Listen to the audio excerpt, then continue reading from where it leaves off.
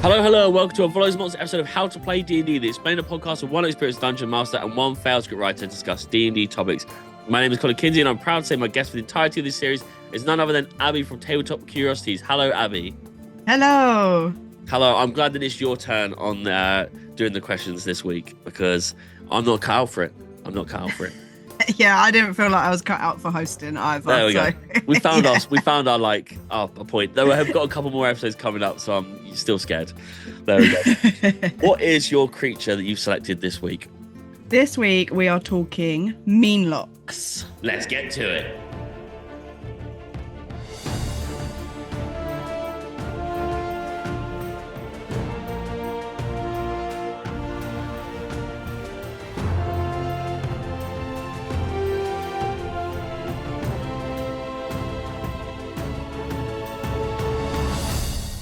Okay, so today's episode is on Meenlocks, the head lice giant who's on day 7 of Buckfast and sentimental cocaine moments.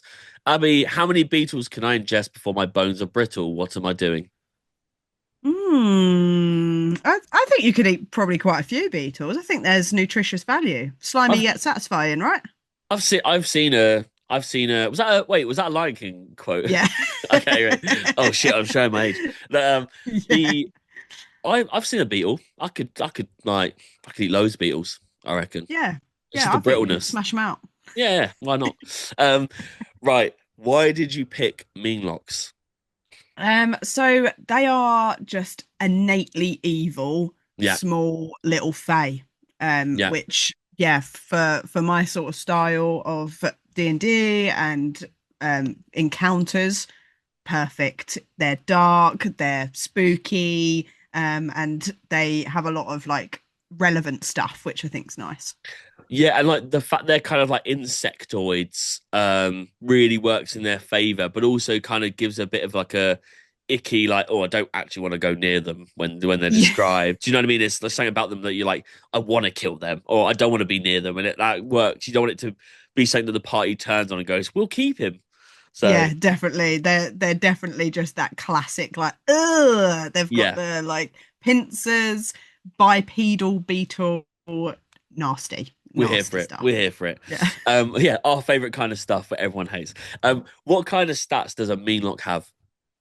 So as you'd expect from like a small fae, we're talking AC 15, hit point pool of 31. So It's nothing crazy. You definitely, as a DM, would want to put a couple of these guys in. You'd want to make it a bit of a swarm situation, I think. Yeah. But saying that, looking at some of the other stats, they can actually be a little bit more tricky even on their own. They've got a fear aura. So, party could be screwed from day one because as soon as you get within 10 feet of it, you're needing to make a wisdom saving throw or you're going to be frightened for the next round. Yeah. So that immediately puts that kind of barrier of even if it's just a couple of the party members that have sort of run up ready to attack and then, they're frozen in fear. That gives like that instant start of like, oh, okay, this guy's nasty. Like, it's not just a little bug that we can squish or eat. Our favorite kind of thing between the two of us is like, for the DMs, like, yes, I got you. You thought it'd be easy. And then the player's like, oh my God, I don't get a turn. I've waited 10 minutes. That kind of thing. So sometimes that works in the DM's favor and it's not boring to do that. Definitely. And it's got a few of those kind of puzzle elements that we always like for a combat encounter as well. So there's a light sensitivity. So you might figure out that you might be able to do a little light cantrip or some light spells to put it off and to make the fight go for more in your favor. And it's also got a nasty teleport ability as well. One of those like shadow teleports where it can move in and out of the dark. Yes. Which, just adds to the like horror. And going back to having a few of them around as well, if all the shadows are starting to move and these nasty little bug guys are coming out of it, I think that's a pretty scary encounter that will turn very quickly from, we're going to squish all the bugs to, we're scared. It definitely feels like, well, actually, quickly with the light thing, it made me think of Gandalf just like shining a Ah, staff and just kind of like freaking everything out from fighting, blinding them as they like kind of rampage through. But then, like, yeah, the how way you described it there of like all these bugs are kind of lurking around. We've talked about an earlier episode, and it's kind of the thing that feels like you go, oh, it's a bug, don't have to deal with that. And you kind of they're just watching you and you're like waiting for it to happen. Do you know what I mean? Like you're like, when will it happen? Oh, there's one. Oh no, there's like 40. Right. yes. Don't fight. Yeah, like you can maybe hear them, like all of the shadows. You can start Yeah. to hear the pincers things going. Yeah. Um, One thing I didn't mention as well, actually, which is probably the most powerful thing it can do, if you are getting in a hand-to-hand kind of melee combat with it, Mm. um, you're gonna every time it hits you, you're gonna need to make a Constitution saving throw or be paralyzed as well. Yeah. So Okay. that's Crazy powerful then. pretty crazy for a challenge rating 2 creature to be Yeah. able to paralyze you, because if you get caught in that paralysis, this could kill you quite easily.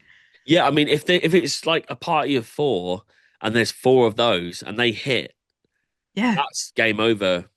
And it's just time, isn't it? They could just keep hitting you till you somehow manage to work a way out of it. Or if you do. That's it. So They've only got those claws, but if you're paralyzed and they're going to keep getting you with the claws, you will go down eventually. yeah, it's a deceptively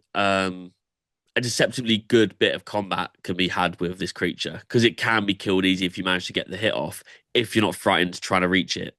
Yeah, And then it can yeah, still kind of frighten you, but with different words. Do you know what I mean? It's still kind of stuck there, like, oh, right. yeah. What It's is not this? good either way. It's definitely a good. We'll get into it with the next question. It was like, how does a DM use this in their game? And I'll say how I used it quickly, just so I'm out of your way. I was like, I use this in my campaign setting because it's always dark and it's kind of like flat, barren lands, and obviously they're like burrowing creatures as well. Hmm. And my party came across humanoid kind of silhouettes. They thought it was going to be like other people, and then these things kind of appeared. Um, and the silhouettes carried on, so there's nothing to do with them. It was a bit of a trap, unintentionally, like not planned. And then they were instantly like, well, we could take down one. They killed one straight away. Didn't know what it was. But then there was already four there. So the other three did Hmm. manage to succeed on their roles to kind of like freeze them where they were out of fear. And then you required one person to successfully roll to like kind of make that happen. It was quick combat, but it was instantly going, I can't just walk across this land. Do you know what I Yeah. mean? So, and they're a level 11. So there we Wow. go. It's easy to like it to go in favor of like the weaker party. Yeah, that's it. I mean, it's the dice rolls, isn't it? Yeah. Like It all comes down my to dice rolls.